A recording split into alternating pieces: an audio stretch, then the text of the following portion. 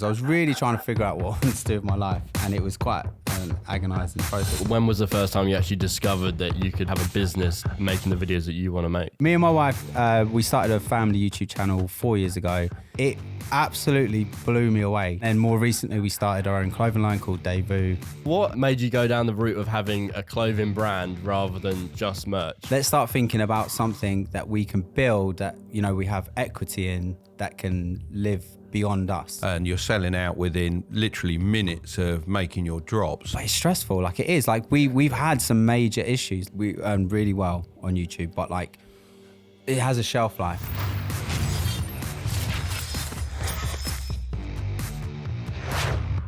Welcome back to the Strike It Big podcast. Today we're joined with Joel from Dès Vu Girls, businessman extraordinaire with the clothing brand Dès Vu. Welcome to the podcast. Actually, it's your first time on the new set, isn't it? Yeah, new branding, same faces, but you know, and I'm sitting on this side now, which is fine. For those that don't know what you do, could you give us a short elevator pitch as to how you got to where you are? All right, so On the spot now. I am a dad of 5 girls. And That's a job in itself, isn't it? That is a full-time job for my wife. No, so me and my wife, we started a family YouTube channel 4 years ago. It took off really well. We've got, 1.3 million subscribers on YouTube and similar on TikTok. And recently we started our own clothing line called Dès Vu. And that's been also an incredible journey. I think it's not just amazing like the number of subscribers, but how engaged those subscribers are. Yeah. Because you can have a lot of subs, but just hardly any views, but all of your videos get like nearly 500,000 views or over. Yeah, we've got an incredible audience. Like literally they're super positive as well. Like they're just, we couldn't ask for a better audience. And I know I'm talking about them generally, but as a whole, they really are. So we feel very lucky. So moving it on, I heard you nearly got sued by Chanel. Tell me about that. Yeah, okay.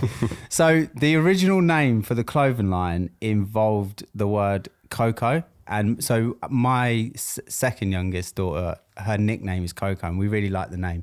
So when we come to starting the clothing line, we was like, what about if it's called Coco something? I won't say the full name. But so that was the name. Was it Chanel? No. The only thing it had in it was Coco, and obviously Coco Chanel is, although that's not like their brand, that's, you know. So we had all the designs made, all the clothes had Coco so-and-so on it. And we were like, yeah, cool. Like no one else had this name, like didn't think anything of it. Put the trademark in. Obviously, you've got to wait quite a while to get the trademark. And that is quite a nerve-wracking wait, like 2 months or so, yeah. isn't it? Yeah, we did one recently for Strike It Big. Yeah, and so the thing is, and like you don't stop what you're doing. You carry on designing and, you know, everything like that. And you're talking about it with the name. And then all of a sudden we get this letter from Chanel saying... Did you think it was a possible sponsor? Yeah, I thought they wanted to collab with us. How have you That's heard? all right. Yeah, come on then. Do some handbags. But no, so yeah, it wasn't. I mean, we got this letter from Chanel and they basically said, if you use this name, we will, like, I don't know if they use the word sue, but they'll take legal action against us. So we just went, not worth it. Not worth the stamping fight. on their copyright, isn't it? Yeah, I mean, I think because we were in... because of the, I think if you used the word Coco and it was like in a different, if you're making a drink, they wouldn't care. Yeah. But because you're in fashion. The same vertical, isn't it? I mean, to be honest, like, we could have possibly fought it and we might have won. They obviously, a lot of these big brands, they use scare tactics. So they'll send out these letters and people like us think, it's just not worth it. And actually, I'm actually glad. It's actually worked out better. I'm glad that we changed the name. I much prefer the name Dès Vu. So how did you come to the name Dès Vu? Agonizing process. So it wasn't like a second reserve that then you... We didn't have any other names, and this went on for weeks and weeks and weeks. I mean, I was like a madman, right? I was in my office, locked in my office for like hours a day, this huge whiteboard. I was writing down random words. I was writing down like themes, this, that. I was going through the dictionary. I actually found the process of like how I think a lot of brands found their names, because I would find other brands' names within what you're doing with the research I was doing, and I was like, if I didn't know that brand name, would they just jumping out at you? I would have just passed. I would have gone past it, and then ultimately, what I realised from that whole experience is that the brand makes the name. The name doesn't make the brand. So there's a brand that I like called Kith, and Kith. And when I first heard the actual brand name, I wasn't really a big fan of the actual name, but now because I love the brand, I love the name. And then when I was looking on this research, I was like, well, we're a family business and it's this and it's that. And I was putting in all these words, like other words for this. And Kith is like I think it's a Scottish term. It's something to do with like friends and so, I Probably don't know, a Celtic word of some sort. Yeah. Yeah. And I was like, oh, that's how they found it. But if I had seen that and I didn't know Kith, I wouldn't like the name. So I was like, okay, like what is a brand name? The brand makes the name, and it's not the other way around. So Nike, if you never heard Nike and I went, oh, it's called Nike, you'd be like, all right, whatever. But as soon as you and then get you had to form the identity around it, like just do it, the whole story. The story of the brand is everything. It's not the name. And then, look at all these designer brands like Gucci, Balenciaga. If you didn't ever hear of these and I said them to you, you'd be like, talking gobbledygook. Yeah, I don't think Dad knows what Balenciaga is still. Of course he does. I knew he wore one of their t-shirts That's when he first did it last time, yeah. Yeah, There we go. I didn't wear it today because I felt like I got a little bit judged. No, so going through this process of trying to find something, I came across the phrase, which I'd never heard of, which was Dès Vu. And the meaning behind it is the awareness that this will become a memory. So like say right now, it suddenly dawns on me like, oh, I'll remember this moment forever. This is a memory that we're creating. And my eldest daughter, Kaci, she didn't know the term Dès Vu, but she would just randomly say like if we were doing something, we were on holiday or something was happening that was memorable, she would be aware of the fact that we're creating a memory. And it was quite a nice thing. And she would like film her sisters doing things and she would just be filming them just purely for the fact of like, I know this is a memory that I want. So it's like, it's a really nice meaning and it meant something to us as a family. And no other brand was called Dès Vu and I hadn't actually heard of the term Dès Vu before. And I was like, cool. And the only problem that we have with Dès Vu is that it's spelt D-E-S. There's an accent on the E. So people call it Dès Vu and it just grinds on me. Does it really? It really, really, because I think, You've even put it in the Instagram bio, haven't you? Pronounced Dès Vu. In capital letters, pronounced D-A-Y-V-U. I wonder how we've written it on our notes. Yeah, don't show me. And the thing is like, of course, people, if I didn't know how it's pronounced, I would have called it Dès Vu. But Dès Vu to me just sounds horrendous. But, I think it ties really well to your channel as well, because even if it didn't blow up, you'd have all of these memories from all of the time that you spent together. Well, that was one of the things that we said when we first started the channel was like, we can't guarantee that this will be a success, but we know if we did this consistently for a year, we'd have one whole year of videos of just memories that we can all, and like, what's the value of that to us? Like, Priceless. It's priceless. So so it ties in really well with our kind of like our family and stuff like that. So, So where did your interest in business come from? Because everyone needs, I think, a spark. Yeah. I've always been so interested. Like if I ever met anyone or anyone in my family had a business or anything, I just found I was so curious. I would just ask them so many questions. So I always kind of had this like, it's just like naturally just really curious about business and always looked up to people that started their own business. And my dad's always been very entrepreneurial as well.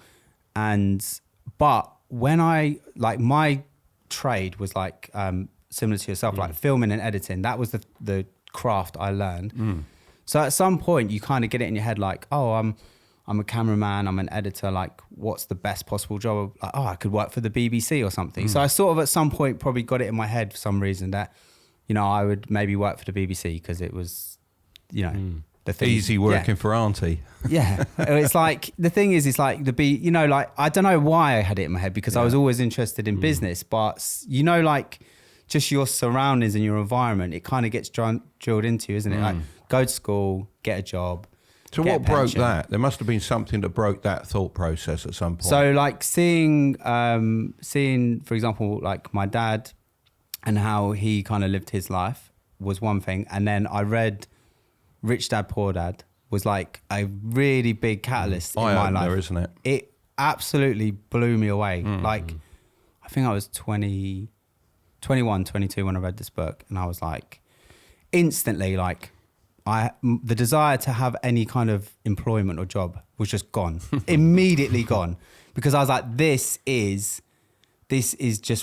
what I want to do. So at that point, did you know about YouTube? And when was the first time you actually discovered that you could actually have a business making the videos that you want to make? Yeah, well, I'm thinking at 21. I don't think. Yeah. Well, for me, I don't think YouTube even existed then. So Yeah, I was mean, it 2006 or so? Or so yeah, maybe 2007? maybe it just can't. Yeah, Because I remember seeing the whole British YouTube gang just making videos. Did you used to watch that, like Zoella? For me, YouTube was like, I got sent a link of like, look at these two guys having a fight. It's Oh, like, really? I was like searching fights, just random street fights, yeah. And like, I just thought it was this random place where you could just upload videos of just like crazy things. So I was like watching all sorts of weird things on YouTube like that. It was a long time before I sort of realized that people were actually on there building personal brands and communities and like actually making like, you know, good content. So I didn't really pay much attention to YouTube for ages. And then, yeah, I think lots of different things. Like I listened to a lot of podcasts. I was just trying to figure out what do I want to do with my life. I've got these skills. I'm good at camera. I'm good at editing, but I don't want to be a freelancer. I don't want to get a job. So if I can use these skills as like, but add something else in to give me more leverage, like what you've done. So you've said, I've got these skills and you can earn a decent, you know, a decent so that's wage what I would from say it. was my unfair advantage. So I was able to produce the videos like yourself. And then And we you had know, the obviously- equipment, didn't we, at the time? Yeah, so we had the perfect mix of skills that then during the pandemic, bringing them together and creating videos was the way to go, which I suppose was very similar to yourself. Exactly that. I remember at one point I drew on a piece of paper because I was really trying to figure out what I wanted to do with my life. And it was quite an agonizing process. But I remember drawing circles, like 3 circles on a piece of paper and writing things that I'm either good at or I'm interested in. And it was like filming, like creating content. One of them was business and then one of them was family. And even then I didn't see When the circles interact. where yeah. they meet Yeah. is like, if you've got skills and passion and where it meets, you know, you have a potential for a business opportunity there. So A big business opportunity when all those things come together. definitely, yes. But first, we'd like to say thank you to our sponsor, Public.com. Dad, 100 years ago, when you started investing, what steps did you take to become a better investor? Well, I used to take tips from the local meat market. If only you had Public.com back then. Public is an investing platform that not only gives you the information and tools you need to make smarter investments, they also have a built-in optional social feature filled with analysts and notable investors to share their thoughts and help you be a better investor. Well, that sounds good, but I'm more into index funds than individual stocks. Oh, I thought you might say that. Well, Public offer ETFs, which is like a bundle of different stocks put together that can help you diversify your investments during economic downturns. And coming soon, Public will have art, collectibles, and more. Wow, surely it doesn't get any better than that. Well, you're in for some luck, old man. Steady, son. The best part is they've got $0 fees on standard stock trades, and you can get a free stock worth between $3,000 and $1,000 when you invest with the link in the description below. Wow, that's brilliant. Back to the podcast. So what made you go down the route of having a clothing brand rather than just merch? You know, lots of YouTubers do merch, but this is a different thing from that. Yeah, so I guess like being on YouTube, it's like, okay, great. We earn really well on YouTube, but like it has a shelf life, you know, it has a shelf life in terms of like, how long do we want to do it? How long do the kids want to do it? You know, the kids are going to grow up one day, you know, move out and stuff. So it's kind of like, okay, well, let's start thinking about something that we can build that, you know, we have equity in that can live beyond us. Similar probably to, you know, you guys rebranding the podcast. It gives it, you know, there's more options. Yeah, and more stuff like longevity to it in the future. Yeah. Yeah. To say your clothing line is successful is a major understatement, to be honest. And you're selling out within literally minutes of making your drop. So how are you looking to upscale that? Is that something that's in the process at the moment, or are you keeping it more unique? What's your thoughts? I've got so many different thoughts on this. Every day is a different thought. So I like, it is going really well. So our business model is we do between 1 and 2 drops a month. We drop 7 o'clock. If you're not on the website, you're probably not going to get what you want. And even if you are, you might not get it. But obviously we increase the stock each time, but the demand increases. So, you know, you can't go on our website at any point and just buy our clothes, which obviously that works for us. But it's like, you know, for how long and what is the next step? Like, do we bring out like a core collection that's always available, but the more kind of unique designs will be on a drop basis? That's probably the business model we'll move to, like in the near future, a bit of like a hybrid version of that. Are you allowed to like reveal how much stock you've actually got? Because I know a lot of people wonder, and because it sells out so fast. No, I probably won't share that. No, you can't. I'll share it with you reveal. guys afterwards. Okay. Maybe, but yeah, you can tell me later. But yeah, I mean, the thing is like you do get a lot of people who are really upset with you. You know, like, I was on the website at 7, but you know, I put it in the basket and it was sold out and stuff like this. But then you have other people just like, oh, I missed it, but I'm gonna definitely get it on the next one. So you kind of, it's difficult because you are kind of upsetting a lot of people, and we are increasing the stock each time, and the demand is increasing. But that scarcity also adds value, doesn't it? It does, well? and it adds value value to the people that have managed to buy it. It makes them, the other people want to buy it even more. You know, it's a good business concept. The thing is, if it was all the way, like it's human nature. If it's always available, it's like, well, I might get it today, I might get it next week, I might get it next month.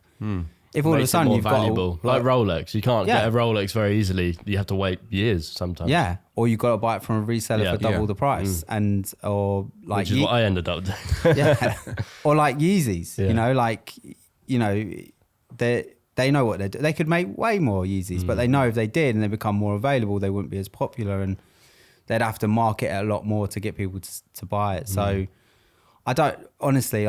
We're figuring it out as we go. We're trying to figure out like where is this going. We are actually going to be in the high street probably as of December. There's a retailer that we're going to do a small collection with, but I can't say right now because we haven't announced it. But is that like a pop-up sort of setup? Or? No, it's in like a high street store, not JD, but say like JD. You might have queues down the street for that day. Yeah, well, hopefully. Because are you going to be there when it opens? Well, it's gonna be in like multiple stores across the country. So maybe we'll go to like each have to go somewhere. Yeah, different. we'll probably go to like our local store. Yeah. I think there's one in Westfield, so we'll go there. But it is exciting for us. One, it kind of shows us that you know we're doing something. We're doing it right because for this. Retailer to be interested in stocking it. So if someone wants to bump into you, they've got to camp out of the local Westfield and wait, get in line now. Well, we did a pop-up shop and the queue was ridiculous. Wow. Like I mean, we thought, you know, there is definitely going to be a few people that want to come, but like it literally went. It was like a mile long. How do you handle that? Do you have security, for example? Do you have people organising the queue? I mean, if you don't know how long that queue is going to be and how many people are coming, it's a very hard thing to organise ahead of time. Yeah, I had quite a lot of anxiety over the whole thing because we were like, okay, do we sell tickets, but like you can redeem the coupon off your purchase? As in, we're not trying to make money of people coming in, but do we sell tickets so we know how many people are coming? Or like, how do we gauge how many people are coming in there? And we was like, we can't. We just have to go for it. We just have to take the risk. And some people queued from like, we didn't open the shop till 11. People were queuing from like 7 or 8 in the morning. Wow. It was Did everyone get to buy something, or was there? Well, this is our other problem that we were thinking. Okay, like we looked at the queue, and then we were thinking about the stock, and we were like, imagine if you queued. Some people queued for like 5 hours. Imagine if you queued for 5 hours, you got in the store, and we didn't have your. But I'm guessing some were happy to meet you as well. Yeah, obviously, yeah. But I say obviously, not obviously, but like that was obviously a perk of the thing. Yeah. But my wife was like really, really good. She was like, okay, if everyone comes in the store and then wants to take a picture with, obviously there's there's a lot of us. So it was me, my wife, Casey, Grace. So if they want to take a picture of all 4 of us and we're all serving different customers, we'll be here for 3 days. So she was quite strict, which I find it really hard. But basically said to people, look, you come in, if the pick person, your favorite. if the person's serving you, like she had a really good system. When you come in, you get assigned to someone. So say, for example, okay, Joel's going to show you around. I show them around, I get their product, take a picture, and then take them to the till, and then they can go. But I mean, there was a couple of people who had a moan, but everyone else was just happy to be there. So yeah. There's only so much you can do, isn't there? It's a very difficult situation, that. Yeah, because the thing is, we were trying to say to people, but if we let everyone come in and spend however long in here, you wouldn't be in the store now. You'd be still a mile down the road. So, but But yeah, but it went well though. And we actually finished on time. We almost timed it perfectly without knowing that we did it. So yeah. I noticed your wife's involved with another fashion brand as well. So how does that sort of She's a traitor. sit? Yeah, Is she? that's it. No, Is she? no. So you're separate rooms, are you now? Yeah, I can't believe. No, I'm actually really. You heard it here first, guys.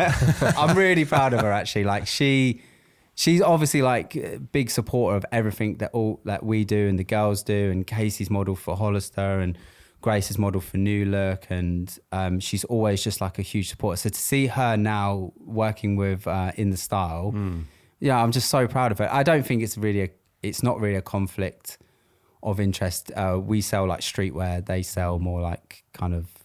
But you've even got your PA model in your clothes, so I see as well. Yeah, well, she Everyone's in. Yeah, I mean, she is a coincidence, but she actually does have some modelling experience, Right. and she looks great in the clothes and great in the pictures. So, I don't know, it just kind of works really. And also, she's our like our sort of target demographic for our customers. So, it's great having all these people around us. Well, you've got a great team. I mean, how many people are involved in the team at the moment, would you say, with management, PA and all these sort of things? Well, This is the side people don't see, obviously. Yeah, I think this is the side that I really find hard, and I'm learning is being a boss and employing people, and ultimately also having to let people go when it's not working out. That bit I really, really struggle with. But at the moment, it's me and my wife, and then our PA, who also is our social media manager and also sometimes models the clothes, and then we have a management company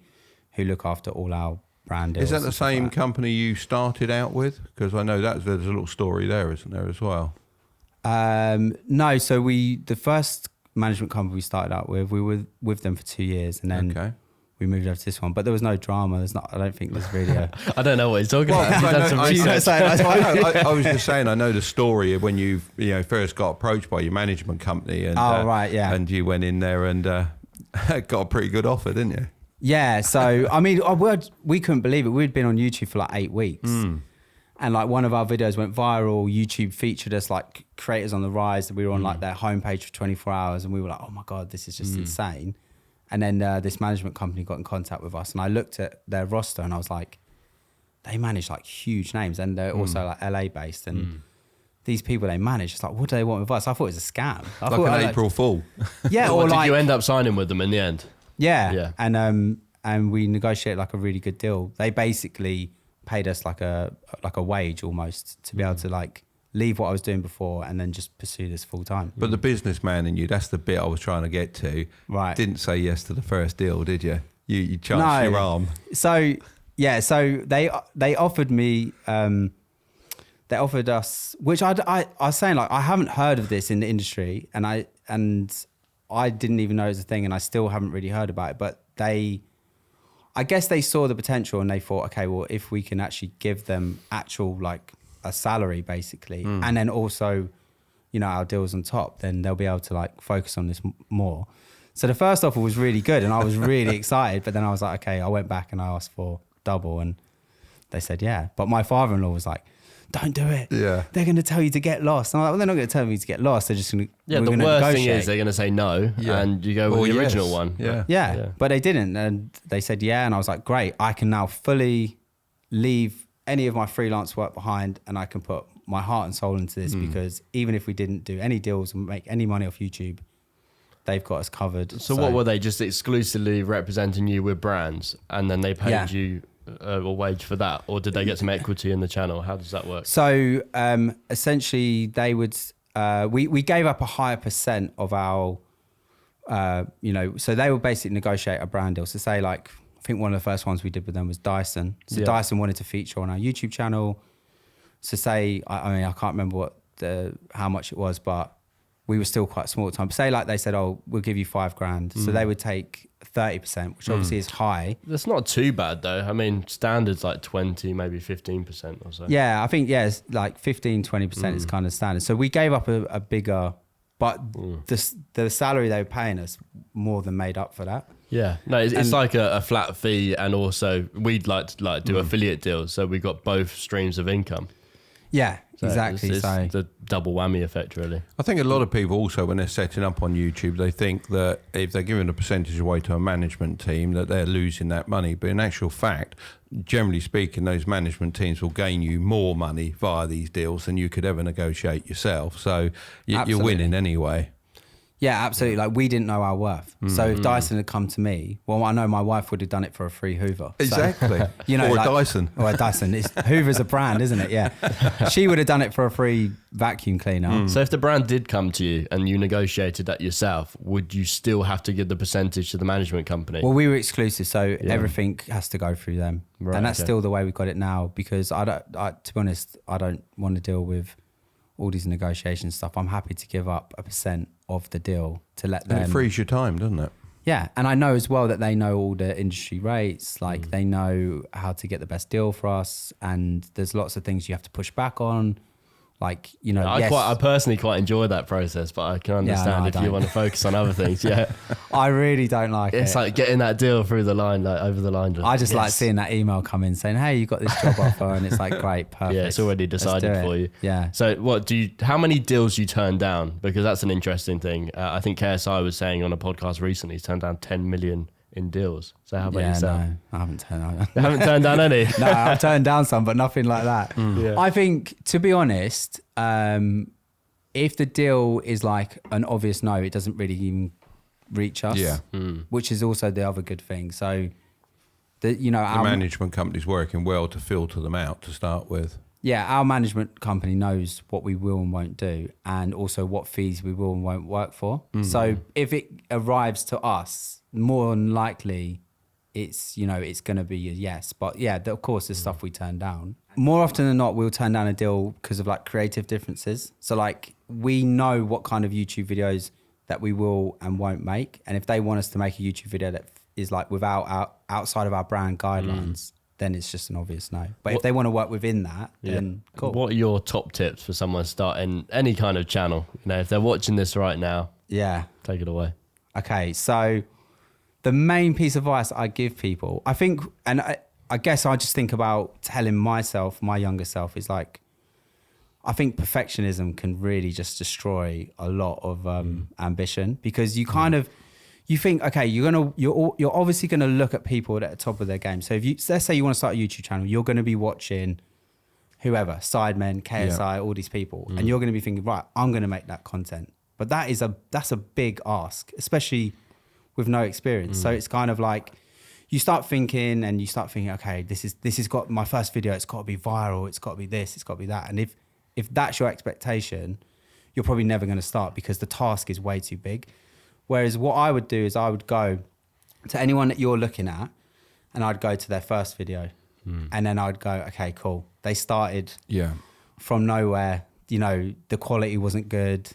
They weren't that great on camera. The editing wasn't good, if there was even any editing at all. And then I'd say, okay, cool, that's where I need to start. Don't look at where they're at now. And the entry point is just a lot easier, isn't it? It's just, so I'd say... Well, generally, it's just a mobile phone, isn't it? At that point, you can entry level into YouTube just with that.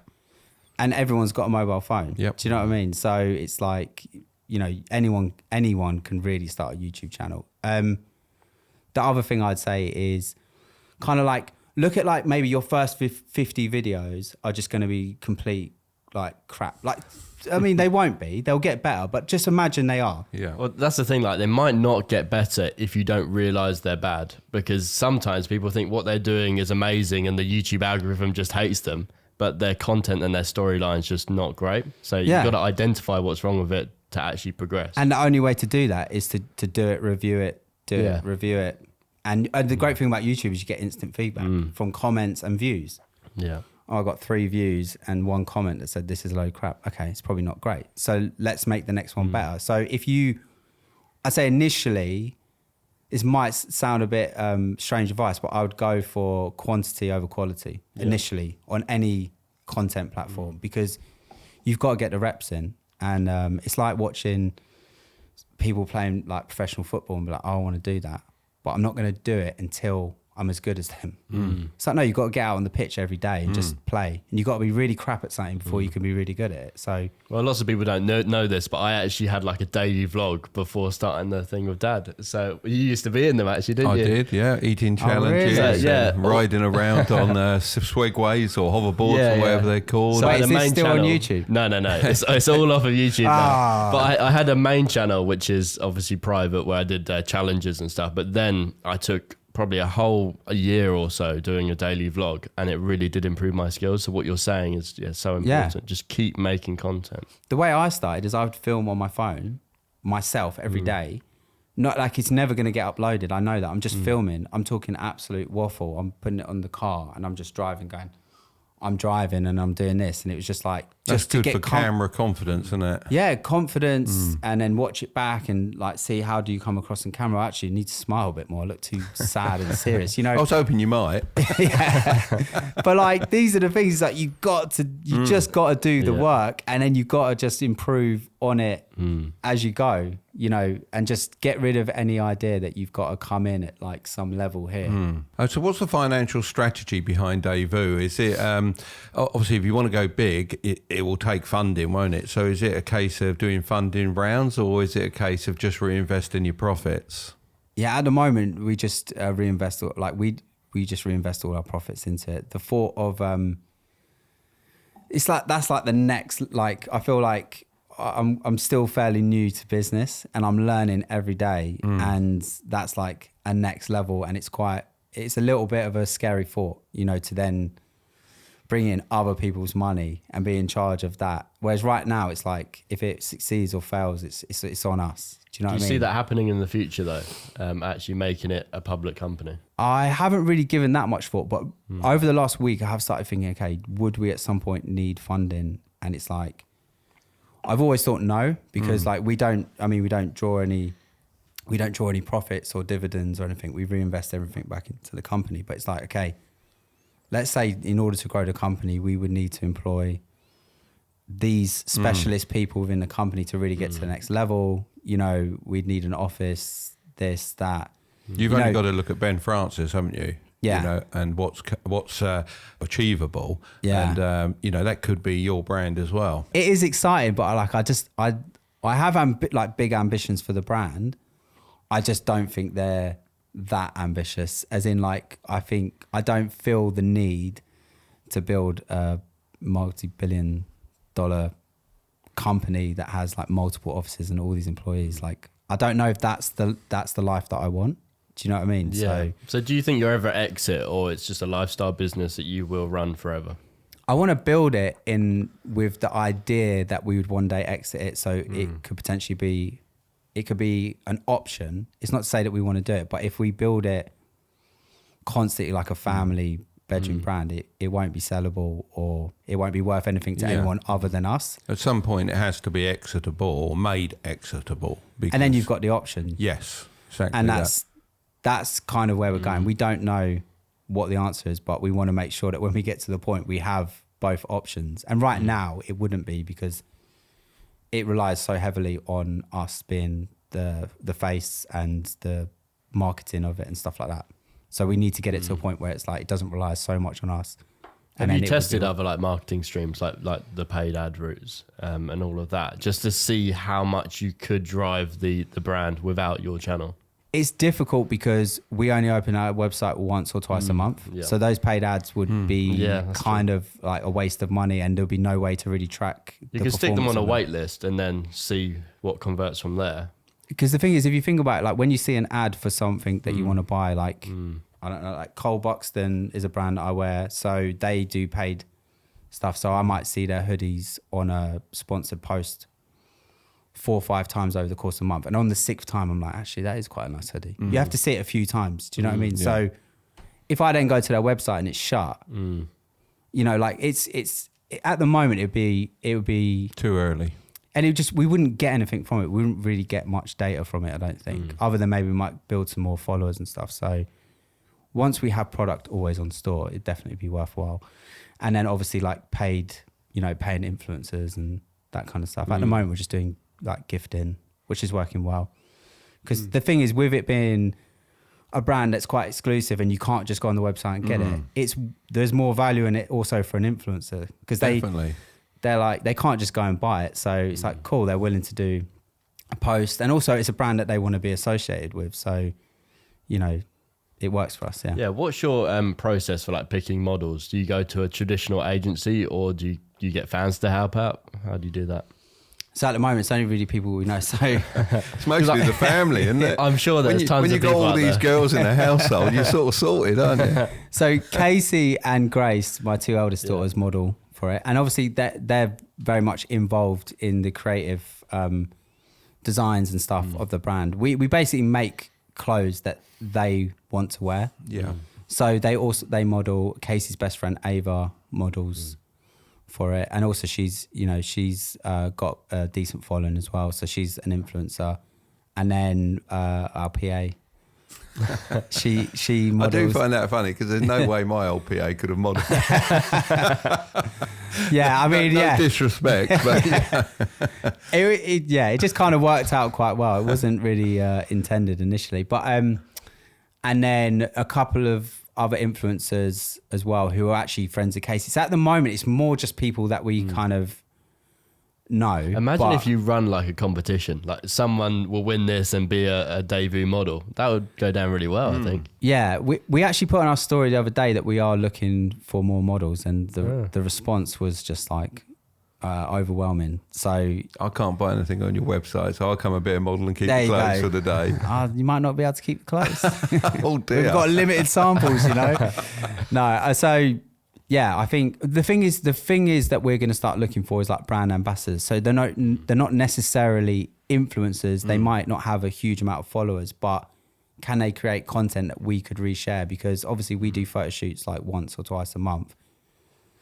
We have to get everyone into the studio and stuff. But if we had like, say, 10 brand ambassadors who could take really great content, whether that's pictures or video, regardless of what their following is, and then they could supply that content to us, it would, we wouldn't have to do as much in the photo shoots. So I did watch a video where you were getting highly stressed about samples arriving, and it just reminded me of every time I'm waiting for something to arrive, and I'm in the model aeroplane business and various other things. I'll get a fuse like that. Where's the wings? And you were fretting about the skirts that went with the tops and things. It was quite entertaining. That. Yeah, thanks. It's very stressful. Your pain, yeah. It is honestly like we chose the route of doing everything ourselves, and I don't regret it because we're learning so much. But it's stressful. Like it is. Like we've had some major issues. Like we had the factory made like a certain design that we had, and they sent like all the black hoodies for that collection.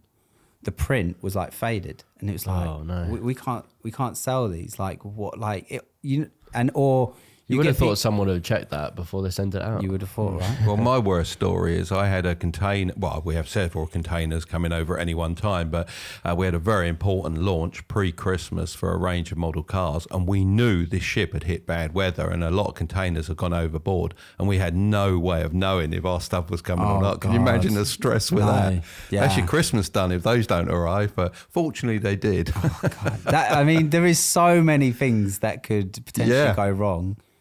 But it's just part of business, isn't it? It's like it is. I'm having to learn to not let it get to me too much, like just move on and figure out how to make sure it doesn't happen again. But yeah, I mean, the thing is as well, it's human error. Like, there's people in factories making these. So, it's not a lot, but you might send out all your orders and you get someone send back and say, like, there's a letter missing off there's an S missing off Dès Vu. So it's like that makes it worth more. That's a collector's item. Limited edition. There you go. And it's like, for us, it's so embarrassing because it's like we work so hard. We're so passionate about quality, detail.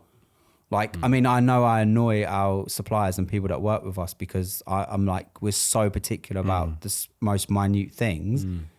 But if we're not the last person of the relay and you hand the baton to the factory and they mess up stuff, it's, there's nothing you can do. And it's human error. It's just it's upsetting. Yeah, the only way I could sort of handle that was I ended up employing someone a lot of my stuff comes from China, it's manufactured there in factories. I employed a friend out there to actually, before everything was done, just go around making those little checks for me, because in the flesh, it's a lot easier to go and go, no, that's not right, than waiting for that stuff to arrive. It's a big issue sometimes. Well, we're looking into, like, there's companies or people in particular who you can pay them to go into the factory and they will go for, but it's a huge task. Think thousands and thousands, and like you've got to look at. And also making sure that stock's in that container when it's sealed up as well, because the horror stories I used to have of people getting containers full of rubble, and it wasn't what they'd bought, obviously. Oh, God. So those sort of things is quite good. You're going to make him even more stressed now. Yeah, like, I didn't know this was a thing. Sorry about that. Yeah, we're sending out bags of rubble to people. So what I was really interested in is how do you come up with your ideas for the clothing and also the videos? Like, what's your process? Because you explained a little bit about you being in a room with a whiteboard. Is it always like that? Yeah, I think on YouTube, like, we're kind of in a niche that it's like you kind of follow trends. So it's in the beginning, we made it more difficult than it needed to be. And this is one of the pieces of advice that I gave to Sarah's sister. It's like, you kind of feel like, well, it's got to be like this new creative idea and stuff. And that stuff in what we do just doesn't perform as well as if you follow the trends. And it's the same on TikTok, really. That's the thing we find. Like, when we put the most effort into a video, it does so bad. And when we don't really try that hard and we just know what we do what we know, it does so well. It's like, because the thing is, the algorithm, or especially on TikTok, the algorithm is like, okay, so say, like, it's like you see people using the sound in a certain way, whether they're doing a dance or they're using it in a way that everyone uses it in a different context. It's like, if I watch one of those and I like it, then, it starts to serve me more of those. So that's how you get on a trend, and your videos can do really well on TikTok by being very uncreative and just copying other people, which is, I know as a content creator, it's kind of like, I think you get used to it, don't you? I mean, some of it's complimentary nowadays, isn't it? Because we get some of ours taken, well, and it depends. Comedy element added. That's funny. Yeah, they are. Some of them are very funny. If you take the script, like, word for word and just do the same thing, then of course that's not right. But if you put your own twist on it, I think that's what creation's about. There's a great book called Still Like an Artist, and that's what you should do. And if you look at any, like, most industries, like even fashion, it's like, well, Balenciaga came out with the Balenciaga sock, and then, like, everyone, like Moschino was doing the exact, it's like even big brands are, and I don't know how much of it's stealing and how much of it's like, that's a fashion trend, but it's like someone did it first, and then, I don't know. Do you know, like, I think that's, it's very similar to content creation, but for us, it's kind of like the title and the thumbnail is within the trend, and then what we decide to do in that. Our YouTube videos aren't scripted, so we're not going to copy what someone else said. But if we're only going to eat IKEA food for 24 hours, which is a video we did, the title and the thumbnail is not an original idea, but then what we decide to do within that is our personality, our characters. Have you eaten meatball since? No, I haven't actually. I'm not really. I think people go on about the IKEA meatballs they're so not much. great at all. I don't think so. It's such a hype, and it's like, they're not that great. They're really not. But So do you do the thumbnail and the title first before making the video? we talk in titles. So, we don't go, okay, well, what video are we going to film? Like, should we do a video where we walk around and we do this? You just go, okay, should we do, like, only eating gas station food for 24 hours? Like, you talk in titles, because if you can't explain the video in a title, then it's Not a video. For in what we do, it's not. Yeah. I think that's great for watch time as well. You got the 24-hour clock, like, ticking down. You know that you're going to watch that video from the start to the end. Yeah. And I think that's when people are making videos like that, they've got to build in a factor for watch time. Yeah, and, like, just seeing, like, will you be able to complete this thing? And it's like, I think, like, if you're into just vlogging your life, I think that's really difficult. Yeah, because no one knows when it's going to end. If you do a day, I suppose it's the start of the day and the end of the day, but it's not as engaging as what you do. Challenge. And it's hard to keep that retention. Yeah, for sure. What is your retention like? So, looking at the graph, what's the percentage? So this is actually quite an interesting experiment that I was doing recently, because, like, we generally do, like, longer videos, or we started doing them again, but say a half an hour video, the retention's 50%. Really? Right. Wow. And so that's you've kept people on average on YouTube for 15 minutes. So you're like, that's a. There's not many channels that can do that. YouTube are loving that. Yeah, so that's quite a substantial time. And I was like, I listened to like Mr. Beast and people like that on podcasts. They're like, he's like 70% is the baseline, If it's I saw under 70%, at Vid it's Summit, like, I saw one of those graphs and everyone was like, whoa, it's like unseen. But then if it's 70% on a shorter video, it's not as impressive as so what you've done. we literally did this experiment. Yeah. So we made videos that were shorter and they were like high 70s, if not 80% retention. And I was like, this is incredible. We've hit like Mr. Beast standards of retention. Views were like probably 30% less than what our other videos do. So I was like, what's going on here? Because we've made a video that like, YouTube should love this. It's 70, 80%. This is what Mr. Beast does. And then I was like, oh, actually, if you watch 100% of a 10-minute video, that's 10 minutes of watch time. If you watch 50% of a 30-minute video, it's 15 minutes. Yeah. From my experience and what we do, YouTube would much rather us put out a 30-minute video with 15 minutes of average watch time. Yeah, because you're competing against other videos that are 30 minutes long, and those videos get served to the people that love watching longer videos. Yeah. So you can compete against those people a lot better because you've got that established audience. Exactly. And it's like, and I can't speak for everyone, but that is what works for us. And I say 50% is like the baseline of what our retention is, but I'd say between 50 and 60 if it's a longer video. And then how many 70 people if it's drop shorter. off at the start? Because that's where we're trying to work on recently, trying to curve that so it's more of a straight line. Yeah. I think we still got like around 80-something% Wow. Very in the good. first 30 seconds. But there's so many people as well, like teaching like on how to improve all this stuff. Do you watch Paddy Galloway? Yeah, we know Paddy. Yeah. Oh, okay, yeah. So We've he's worked with like, him as well. Yeah. he's like, He's going to come on the podcast soon. He's probably watching this. So Yeah. get on the Oh, podcast. tell him Come on over, Paddy. tell Paddy I've been trying to get in contact with him and he doesn't answer my DMs. Oh, really? Okay? So I'll I am send him a trying to get in message. contact with him, but maybe His talk at Vid Summit was so good. I bet it was. Yeah. It's all about posting less. So he worked with, do you know Max Fosh? Okay, so Max Fosh You'd like some. he's been on the videos. podcast as well. He's quite a big YouTuber, but he was worried because he was going on a comedy tour for 2 months and he was going to stop doing his like main channel videos and start doing little vlogs of the comedy tour. And Paddy was like, well, how about you just don't do that and just don't post for 2 months? And he was really worried about it. And then he came back, he didn't post for 2 months and it went completely viral. His biggest video yet. I think he's on wow.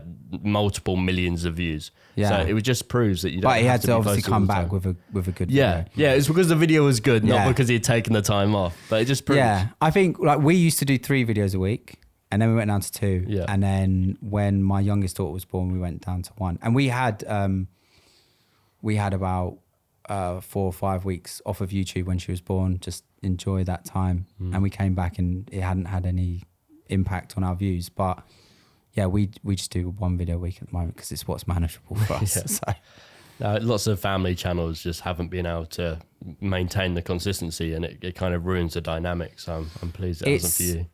Yeah, the thing is with YouTube is like it can consume your whole life because especially if you're doing well on YouTube, like it's so lucrative. It's almost like you could feel like you're printing money. The more content you put out, the more you're going to make. But the thing is, especially with a family, you're going to ruin your family dynamics. You're going to burn out. It's going to destroy a lot of stuff. So we've always been like really conscious of Well, like. you seem to have kept the balance really well. Like it's only, well, from what I can see, a small part of your family life, isn't it? It literally is. It's like we film 1 video a week. That video might take 2 hours, 3, 4 hours to film. But like, so if you think about people will say, oh, like, how are you going to put your whole family life on YouTube and da da da? It's like, well, if you look, we showed this much of our lives on. If you're listening to this, I'm holding up my fingers really small, Like a millimeter. tiny slither of a pie chart is what There we're doing you here. go. Very small. So we show a very small amount of our family life, and that content that we put out is curated for YouTube. It isn't our lives. It's what we're doing for YouTube. So we're not really giving up all of our privacy and stuff, you know? So what's the vision for Dad versus Girls? And also, beyond Dad versus Girls? It's an interesting question. Like, I wish I knew, because the thing is like, Casey's my eldest daughter. She's 17 now. She's in her last year of sixth form. Just passed her driving test. Just passed her driving How test. about that? You've just blown that as a secret if no one's watched it. Oh, well, I Go assume watch the they know video. by now. You get the views instantly. Yeah, so she just passed the driving test, bought herself a car, which I'm really proud of. It's always a great achievement, isn't it, for a youngster passing a driving test? Yeah. They do fret about it, don't they? She was really nervous. It's the best the best feeling, isn't it? When you when you pass Freedom, driving test, isn't it? freedom. Oh, It's ultimate amazing. freedom. I've Yeah, not Sam, are seen you her since. listening? You need to do your driving test. We're just kind of rolling with it because I don't know what Casey wants to do when she leaves sixth form. I don't think she wants to go to uni, but if she wants to go and travel, it would slightly change the dynamics of the channel. I don't know what Grace wants to do when she leaves school. So you can't have too much of a vision, because otherwise you're kind of like really relying on other people and that might not be their vision. So Well, we're just kind of going with Coco will it. hold it together, don't you? Honestly, she could hold the channel together by herself. She's a superstar. She is something else. We've always got this thing in the house about who's the main character, because Casey's like, she's always been very outgoing, and she will put on a performance. When she was younger, a song and a dance. Like she likes the attention. And then Chloe's come along, and it's like she's taken that main character role. So, but yeah, she's something else. That Chloe. It's so funny, isn't it? So my last question is always, when is enough enough? But I'm going to make it more precise. When is Dès Vu big enough? So just generally in life, when is enough enough? This is the thing that I do struggle with it, because you want to be content with what you have, but it's also okay to be ambitious to want more. Yeah. And then when you start to realize that we're in business and finance and stuff, it's more about the journey than the end goal. Yeah. You can start to be content and enjoy the journey, and also want to push on. But I think at one point it's really struggling, because it's like, I always thought, well, if I earned what I earn now, that would be enough. So it's no longer about the money. It's about what you enjoy. And I'm passionate about business, and I enjoy it. And I'm not saying I'm the greatest businessman in the world. I just really enjoy it, and I want to pursue it. So I want to take Dès Vu as far as I feel like we can, without it having any negative impacts on our personal lives. I don't know if that answers your question. Well, I think it's got a long journey, that's for sure. The way it's selling out and the way people like it, and we've seen the quality of it is fantastic. Yeah, and I think you're going to enjoy the ride. Thank you very much. And the thing is, we are super proud of Dès Vu. We like the quality, and I'm going to sell it a little bit here, but the design, the quality, the thought, and everything that goes into it. It is, although it's been started by a YouTube family, couldn't be anything further from merch. This is a legitimate designer clothing brand, and I'm so proud of everyone that's been involved in it, because and the thing is as well, the litmus test for us is, do Casey and Grace wear it outside of promoting it? They're in it all the time, and they're very fashionable girls. How do they manage to get a hold of it? Because it's always sold out. I give them a discount early access. Well done, that's good. I mean, we do influencer gifting, so they're on that list. Okay, that's fair enough. Fair play. Thanks for coming on the podcast. If you guys enjoyed it as much as us, make sure to smash that thumbs up button for the YouTube algorithm, and we will see you next Friday with a brand new podcast. So it's goodbye from me. And it's goodbye from him. Laters. See you later. And it's goodbye from me. See, that's what we were talking about. Like, the guests can't really interact with the outro. So yeah, I guess Cool. you got into that one. Nice one, guys.